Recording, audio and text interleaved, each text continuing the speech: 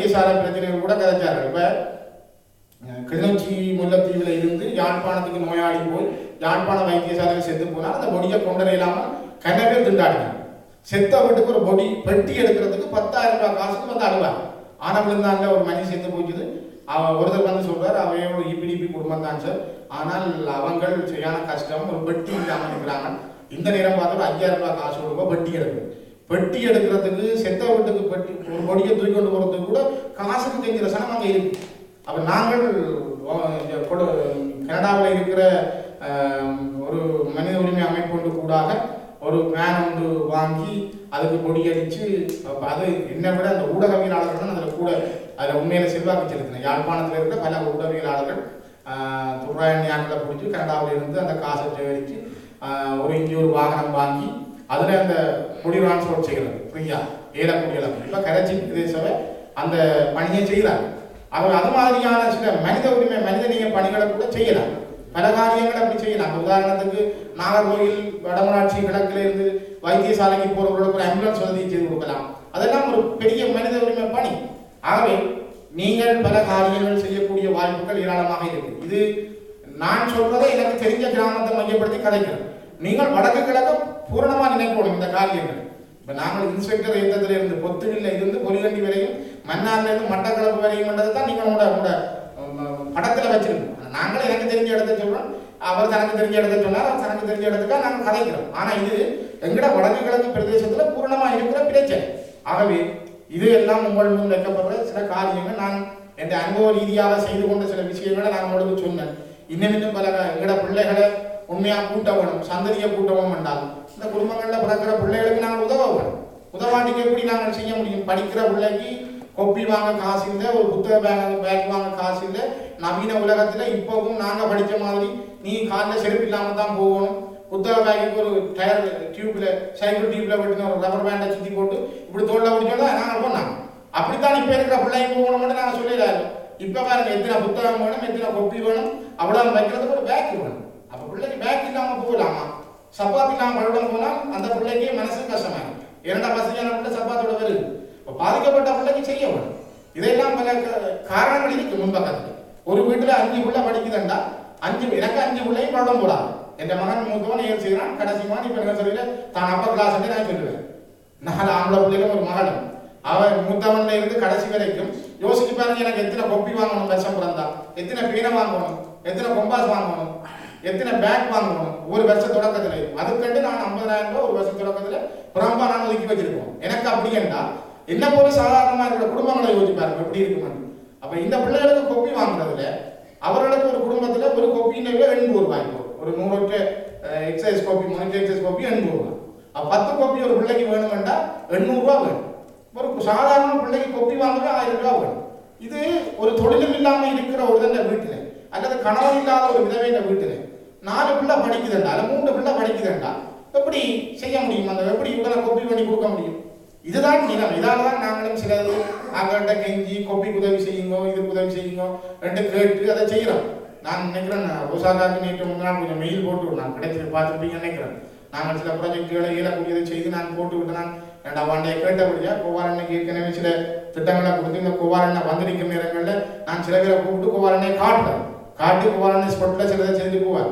ஒருபடி பரந்தன்ல செந்தூரன் ஒரு படிக்க நான் பேரையே சொல்றேன். அவன் பல்கலைக்கழகத்துக்கு ஈடுபட்ட படிக்கும். அவன் தங்கச்சியும் பல்கலைக்கழகத்துக்கு ஈடுபட்டது. அவளை படிப்பிக்க காசு இல்லைன்னு இவன் கூலி வேலைக்கு போதுவாங்க. பல்கலைக்கழகத்துக்கு போவான். அப்ப என்கிட்ட வந்தான் ஒரு நாள், சார் எனக்கு கொஞ்சம் இந்த மிக்சர்கள் கச்சான் பேக்கெட் செய்து விற்பேன், எனக்கு கொஞ்சம் உதவி செய்யும். அந்த நேரம் இந்த பாக்கெட்ல இருந்து ஒரு 20,000 ரூபாய் காசு தான் நான் இந்த காசு எடுத்து கொடுத்தேன். அவன் இன்றைக்கு 21 பேருக்கு வேலை கொடுக்குறான் பரந்தன். பெரிய அதிசயமான விஷயம். அவனுக்கு நீங்கள் இன்னும் கொஞ்சம் ஹெல்ப் பண்ணுவீங்களா? பரந்தன் இருக்க சிவபுரம் காஞ்சிபுரத்தில் இருக்கிற ஏழை மக்களுக்கு வேலை கொடுக்கக்கூடிய வெள்ளம் அவன்கிட்ட இருக்கு. இன்றைக்கு அவன் மிக்சர், அவன் கச்சான் பேக்கெட், அருவா பேக்கெட், அவனுடைய அந்த எள்ளுருண்டைகளுக்கு நல்லா வாங்க எட்டுன்னு வச்சுக்கணும். இப்ப இதை இப்படி தனியாக்களை வச்சு நாங்கள் செய்விக்கலாம். செய்கிறது இது அரசியல். இது ஒரு உண்மையான வாழ்வாதாரத்தில் ஏற்படுற மாற்றம். அவன் ஒரு வேலை செய்யற பொம்பளையாளுக்கு 200 ரூபாய் சம்பளம் கொடுக்குறான் ஒரு நாளைக்கு. ஆனா முழு நாள் வேலையா இருக்கு. காலமா போனா 4 மணிக்கான வேலை தான் செய்து முடிஞ்சோன்னா வீட்டை போடும். இந்த காரியங்களை எல்லாம் செய்யலாம். அவங்களோட பல திட்டங்களை நாங்கள் முன்னேற்றத்துக்கும் தயாராக இருக்கிறோம். நாங்கள் சில ப்ராஜெக்டுகள் கைவசம் இருக்குது, அதை தந்திருக்கிறோம். முன்பள்ளி டீச்சர்ஸ் என்ற பிரச்சனையை நான் சொல்லி முடிக்கிறேன். கணக்க கதைக்கிற மாதிரி கிடக்குது. நான் சொல்லவும் வேணும் என்றால் கிளிநொச்சி முல்லைத்தீவு மாவட்டத்தில் மட்டும்தான் இலங்கையில சிஎஸ்டிஎல் சொல்ற சிவில் செக்யூரிட்டி டிவிஷன் ஆர்மியின் ஒரு பிரிவு. இவர்கள் இப்பையும் நான் நீலச்சாலை தான் கட்டணும். இவர்களுக்கு 18,000 ரூபாய் ஆர்மியின் சம்பளம் கொடுக்கறது ஆர்மியின் பேசிட்டு. அப்ப 18,000 ரூபாய் சம்பளம் பண்ணா எங்களால அந்த முன்பள்ளி டீச்சர் தான் உங்களுக்கு தெரியும். நாங்கள் அந்த இலங்கையில மட்டும்தான் முன்பள்ளி டீச்சருக்கு படிக்கணும் தேவையில்லை. 8ஆம் வகுப்பு 7ஆம் வகுப்பு படிச்சிருந்தா 5ஆம் வகுப்பு படிச்சிருந்தாலே அவர் புறம் 1ஆம் ஆண்டு இருந்த நர்சரி பிள்ளைக்கு படிப்பிக்கலாம். ஆனா டிஆர்ஓ இருக்கைகள் மிக திட்டமிட்டு அவர்களுக்கு நல்ல பயிற்சிகள் எல்லாம் வழங்கி அவர்களுக்கு ஒரு தலா குறைஞ்சது 3,000 ரூபாய் அப்படி சம்பளம் கொடுத்தோம். டிஆர்ஓ நல்ல நீட்டா செய்தது, வடக்கு கிழக்கு பூரா செய்தது, மிக தரமா செய்தது. அதில் இயங்கினவர்கள் இன்றைக்கு பல நாடுகளில் இங்கே இருக்கிறாங்க. அதில் டிஆர்ஓவில் இருந்த அந்த சிறுவரதுக்கு பெரிய பொறுப்பாக இருந்த 5 பேர் தான் பிள்ளையான் பெட்டி தாட்டணும். அந்த முறை நீரோட சேர்த்தே அது அந்த சம்பவம் நடந்தது. அந்த அதில் பிரேமி என்ற வட்டக்கட்சி பிள்ளை அக்கௌண்ட் தான் இருந்த பிள்ளை அவன் கடைசியா என்ன இந்த இதால பிள்ளையான் தான் தலையில் அடித்து கொண்டான்னு சொல்லி டிபிஎஸ் ஜெயராஜ் கட்டுரையில் எழுதியிருந்த வெளிக்கந்தையில் டிபிஎஸ் ஜெயராஜ் எழுதியிருந்த தனக்கு பிள்ளையான்னு சொன்னான்னு சொல்லி டிபிஎஸ் ஜெயராஜ் நேரடியாக எழுதியிருந்தேன்.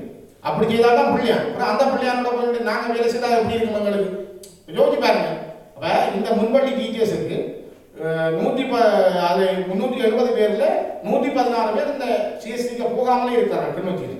இவர்களுக்கு ஒரு சம்பளம் இல்லை. இவர்கள் 6வது சேர்ச்சில் கொடுக்குற காசு அல்லது அந்த பெற்றார் கொடுக்குற காசு தான் இவர்கள் படிப்பிக்க போறாங்க. அந்த படிப்பிக்க போற ஆட்களுக்கு நான் ஒரு என்ன எங்களால் என்ன செய்ய முடியுமோ எனக்கு தெரியல. நான் இப்போ கொண்டு வந்து அம்மன் கோயில் தலைவர்கிட்ட அந்த 116 பேர் பட்டியலையும் நான் கொடுத்தேன். வேணுமெண்டா முயற்சி செய்து பாருங்கள் சொல்லி. என்றால் அதில் குறைஞ்சது மாசம் ஒரு 3,000 ரூபாண்டாலும் உதவி செய்தால் அதுங்கிற பிள்ளைகளுக்கு செய்கிற உதவி. ஆனால் அந்த சிஎஸ்டிக்குள்ள கொடுத்த 18,000 ரூபாயில அவன் உடனே என்ன செய்தான், இலங்கையில் தடை செய்யப்பட்ட இந்த மோட்டார் சைக்கிள் பெண்களுக்கான ஸ்கூட்டி பே பண்ணுற மோட்டார் சைக்கிளை கொடுக்கப்பட்டது இலங்கையில் தடை செய்யப்பட்ட பிறகு அதை கொடுத்துட்டு இப்போ அதில் 12,000 ரூபாய் படி அந்த காசை வேண்டி கொண்டுருக்கான். அதில் ஒரு 3,000 ரூபாய் தான் அந்த டீச்சர்ஸுக்கு மிஞ்சுது. இதெல்லாம் அரசாங்கம் திட்டமிட்டு செய்கிற காரியம். ஆகவே இந்த விஷயங்களை நீங்கள் மனதில் வச்சிருந்தால் ஒன்று நீங்கள் செய்கிற ஒவ்வொரு காரியங்களும் ஒவ்வொரு விஷயங்களும் எங்களுடைய தேச விடுதலைக்கானதாக இருக்க வேண்டும், எங்களுடைய இன விடுதலைக்கானதாக இருக்க வேண்டும். எங்களுடைய இனம் நாடு அந்த மண்ணில் நிமிந்து வாழ வேண்டும். இஸ்ரேல்காரன் எப்படி தந்த நாடு நாடு நாடு என்று சொல்லி சொல்லி தந்த இனத்தை பொருளாதார ரீதியாக கல்வி ரீதியாக வளர்த்து நாட்டில் போய் குந்தினானோ, நாங்கள் 20 50 வருஷம் சென்றாலும் பரவாயில்லை, எங்கட நாட்டில் நாங்கள் நிம்மதியாக வாழ்வதற்கான பணி என்பதை கருத்தில் வச்சு தேச விடுதலைக்கானது என்பதை நீங்கள் அது எந்த அமைப்பில் நீங்கள் இருந்தாலும் பரவாயில்லை. எங்களுக்கு 1008 பிரச்சனை இருக்கு, எங்கள்ட்ட 1008 வேறுபாடு இருக்கு, அதெல்லாத்தையும் நாங்கள் மனதில் வச்சிருக்கோம். ஆனால் இது எங்கள் இன விடுதலைக்கானது. எங்களோட மண் காக்கப்பட வேண்டும், மொழி காக்கப்பட வேண்டும், ஈழத்தில் எங்கள் இனம் வாழ வேண்டும், எங்களுக்கான ஒரு சுதந்திரமான கௌரவமான நீடித்து நிலைக்கக்கூடிய ஒரு தீர்வு வேணும். அதுக்கான ஒரு ஊட்டமாகத்தான் உங்களுடைய உதவி இருக்க வேண்டும் என்று நினைச்சால் அது சரியான வழியில் செல்லும் என்று கூறி தயவு செய்து நீண்ட நேரம் கலைச்சதற்காக நன்றி ஸ்ரீதரன். அடுத்ததாக நாங்கள் விருந்தினர்களுக்கு கூறியதை அடுத்து சபையிலிருந்து உங்களுடைய கருத்துக்களை ஆலோசனைகளையும் கூறுமாறு கேட்கின்றேன். முதலாவதாக எங்களுடைய கனவுதுர்க்கி அம்மன் ஆலய நிர்வாக சபை தலைவர் சில ஆலோசனைகளை வைத்திருக்கின்றார், அதை கூறுமாறு.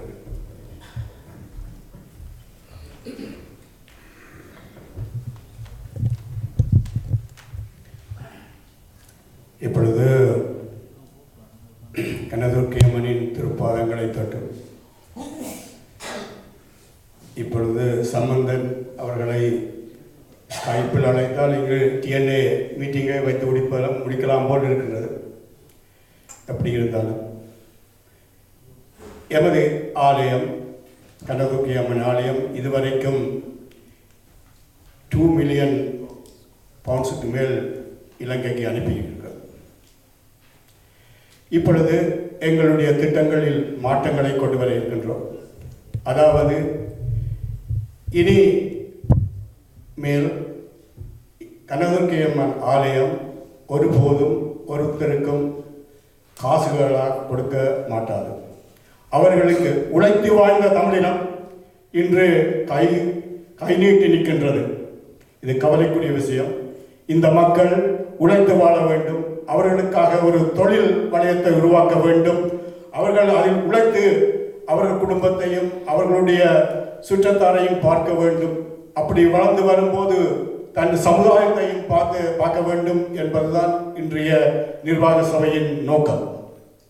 அதற்காக நாங்கள் இன்று கனவுக்கி அம்மனின் பெயரில் ஒரு கட்டமைப்பை ஒன்று உருவாக்க இருக்கின்றோம். அந்த கட்டமைப்பு என்னவென்றால், அதுதான் எங்கள் கண், எங்கள் காது, எங்கள் மூக்கு. அது அங்கிருந்து அவர்கள் எங்களுக்கு என்னென்ன தேவை, என்னென்ன செய்ய வேண்டும், எந்தெந்த மக்களுக்கு உதவி செய்யப்பட வேண்டும், எந்தெந்த மக்கள் கஷ்டப்படுகிறார்கள் என்பதை அறிய தருவார்கள். அதற்கேற்ற வழியில் இந்த கனகதுர்க்கை அம்மன் ஆலய நிர்வாக சபை உதவி செய்யும். முதலாக குறிப்பாக சொல்கிறேன், நீங்கள் பாருங்கள், அந்த அதில் இருக்கிற பாஸ்கெட்டை பாருங்கள். இந்த முறை முதல் முறையாக கனகதுர்க்கை அம்மன் யாழ்ப்பாணத்திலிருந்து அந்த பனன் ஓலையில் இணைக்கப்பட்ட பாஸ்கெட் கொண்டு வரப்பட்டிருக்கிறது. அதற்கு பக்கத்தில் இருப்பது பிளாஸ்டிக் பாஸ்கெட்.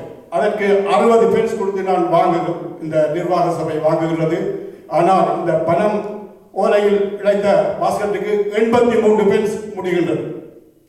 அந்த 23 பென்ஸையும் நாங்கள் கொடுக்கின்றோம். ஏனெனில் இது எம்மக்களால் செய்யப்பட்டது, எமது பனியோலியால் இழைக்கப்பட்டது என்பதற்காக. அத்துடன் இந்த ஆலயம் ஒரு வருடத்துக்கு 100,000 ஒரு லட்சம் சுட்டி வாங்கி கொண்டிருக்கின்றது. அது இந்தியாவிலிருந்து வருகிறது.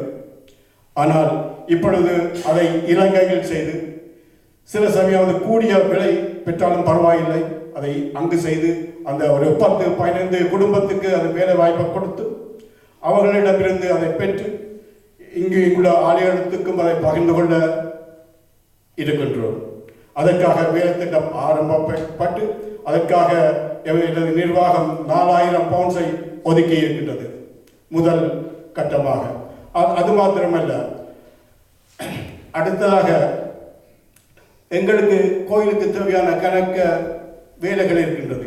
ஒரு வருடத்துக்கு 70,000 பவுண்ட்ஸ் கொடுத்து இந்தியாவிலிருந்து உடுப்பு வாங்குகிறோம், சேலைகள் வாங்குகிறோம், வேட்டிகள் வாங்குகின்றோம். அவைகளும் எங்கள் மக்களால் செய்து இங்கு அனுப்பப்பட வேண்டும் என்று எனது நிர்வாகம் விரும்புகின்றது. அப்படிப்பட்ட திட்டத்தை கொண்டு வர இந்த ஆலயம் முன்னெடுக்கின்றது. அதுக்கு மேலாக கற்றறிந்த பாடங்கள், நமது தொப்புள் கொடிகளோடு வாழ்ந்தவர்கள் இவர்கள், அவர்களின் கற்றறிந்த பாடங்கள், அவர்களுடைய சிந்தனைகள்